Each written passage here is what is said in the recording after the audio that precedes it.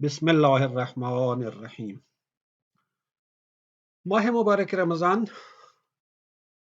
سب مسلمان روزے رکھتے ہیں، لیکن ایک چیز ہمیں ذہن میں رکھنی چاہیے کہ روزے رکھنے کا مقصد یہ نہیں ہے کہ ہم اپنے کھانے پینے اور سونے جاگنے کی روٹین تبدیل کر لیں۔ روزہ رکھنے کا یہ مقصد بھی نہیں ہے کہ ہم بھوکے پیاسے رہیں۔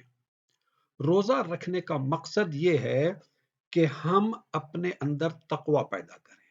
اللہ نے بھی قرآن شریف میں یہی کہا ہے کہ تم پر روزے فرض کیے گئے ہیں لعلکم تتقون، تاکہ تمہارے اندر تقوی پیدا ہو جائے۔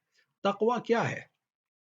تقوی اس احساس کا نام ہے کہ اللہ تعالیٰ مجھے ہر حال میں دیکھ رہا ہے، اور میں جو بھی کام کر رہا ہوں اللہ تعالیٰ میرے سارے کاموں کو دیکھ رہا ہے، اور میں جو بات کر رہا ہوں اللہ تعالیٰ میری ہر بات کو سن رہا ہے، اور جو کچھ میں سوچتا ہوں اللہ تعالیٰ میری سوچوں کو بھی جانتا ہے، اللہ تعالیٰ میری نیتوں کو بھی جانتا ہے، وہ میری نیتوں کو بھی دیکھ رہا ہے۔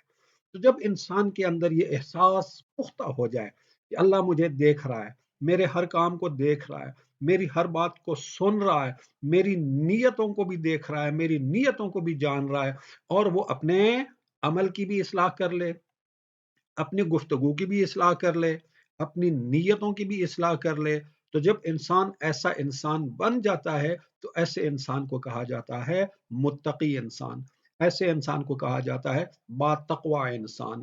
روزہ بنیادی طور پر ہمیں ایسا ہی باتقوی انسان بنانے کی ایک مشق کا نام ہے۔ اللہ تعالی ہمیں روزے کے ذریعے سے متقی انسان بننے کی توفیق عطا فرمائے۔